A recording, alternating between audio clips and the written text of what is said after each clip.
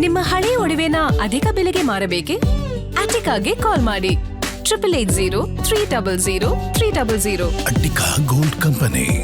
ವಾಲ್ಮೀಕಿ ಅಭಿವೃದ್ಧಿ ನಿಗಮದ 100 ಕೋಟಿ ಹಣ ಅಕ್ರಮ ವರ್ಗಾವಣೆ ಪ್ರಕರಣಕ್ಕೆ ಸಂಬಂಧಪಟ್ಟಂತೆ ಈಗ ಕಾಂಗ್ರೆಸ್ ಸರ್ಕಾರಕ್ಕೆ ನುಂಗಲಾರದ ಬಿಸಿ ತುಪ್ಪ ಆಗ್ಬಿಟ್ಟಿದೆ. ಇದು ವಿಪಕ್ಷ ಬಿಜೆಪಿ ಹೋರಾಟದ ಕಾವು ಹೆಚ್ಚಾಗ್ತಾ ಇದ್ದಂತೆ ಇತ್ತ ಸಿಬಿಐ ಹಾಗೂ ಇಡಿ ತನಿಖೆಯ ಉರುಳು ಸಚಿವ ಬಿ ನಾಗೇಂದ್ರ ಅವರ ಕುತ್ತಿಗೆಗೆ ಬಿಗಿ ಆಗ್ತಾ ಇದೆ.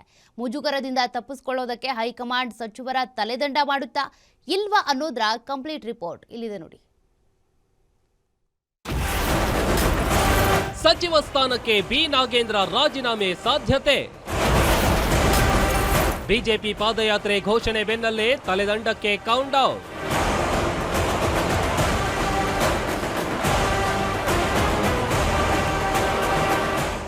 ಮುಖ್ಯಮಂತ್ರಿ ಡಿಕೆ ಶಿವಕುಮಾರ್ ನೇತೃತ್ವದ ನೂತನ ಸಚಿವ ಸಂಪುಟ ಪುನಾರಚನೆಯಾಗಿ ಇನ್ನೂ ತಿಂಗಳು ಕಳೆದಿಲ್ಲ.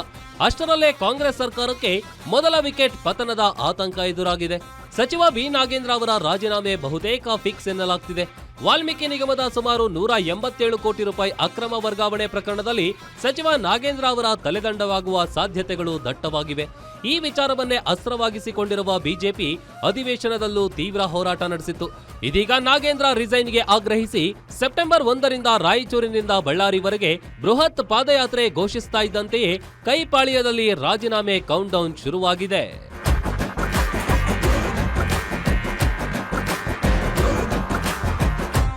ಒಂದೆಡೆ ಇಡಿ ನಿಗಮದ ಹಗರಣದ ಮೂಲ ಹುಡುಕಿ ತನಿಖೆ ಚುರುಕುಗೊಳಿಸಿದ್ರೆ, ಇನ್ನೊಂದೆಡೆ ಸಿಬಿಐ ನೇರವಾಗಿ ಸಚಿವ ನಾಗೇಂದ್ರ ಅವರನ್ನ ಪ್ರಾಸಿಕ್ಯೂಷನ್ಗೆ ಒಳಪಡಿಸಲು ಅನುಮತಿ ಕೋರಿ ರಾಜ್ಯಪಾಲರಿಗೆ ಪತ್ರ ಬರೆದಿದೆ.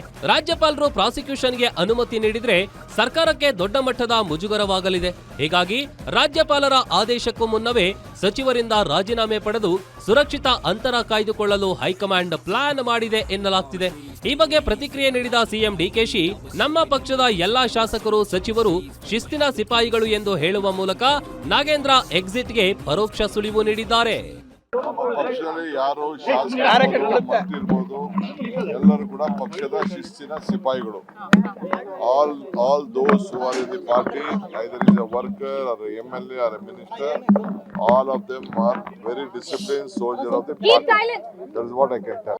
ಹಗರಣದ ಗಂಭೀರ ಆರೋಪ ಎದುರಿಸುತ್ತಿರುವ ನಾಗೇಂದ್ರ ಅವರಿಗೆ ಸಂಪುಟದಲ್ಲಿ ಸ್ಥಾನ ನೀಡಿರೋದಕ್ಕೆ ಕಾಂಗ್ರೆಸ್ ಆಂತರಿಕ ವಲಯದಲ್ಲೂ ಅಪಸ್ವರ ಕೇಳಿಬಂದಿತ್ತು. ಈ ನಡುವೆ ಪಕ್ಷಕ್ಕೆ ತಮ್ಮಿಂದ ಮುಜುಗರವಾಗೋದಾದ್ರೆ ರಾಜೀನಾಮೆ ನೀಡಲು ಸಿದ್ಧ ಎಂದು ಸಚಿವ ನಾಗೇಂದ್ರ ಅವರೇ ಸಿಎಂಗೆ ಕರೆ ಮಾಡಿ ತಿಳಿಸಿದ್ದಾರೆ ಎನ್ನಲಾಗಿದೆ.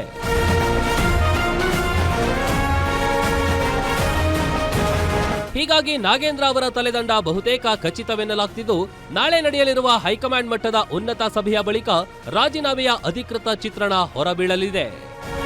ವೀರೇಶ್ ತಾನಿ, political bureau, guarantee news, Bengaluru.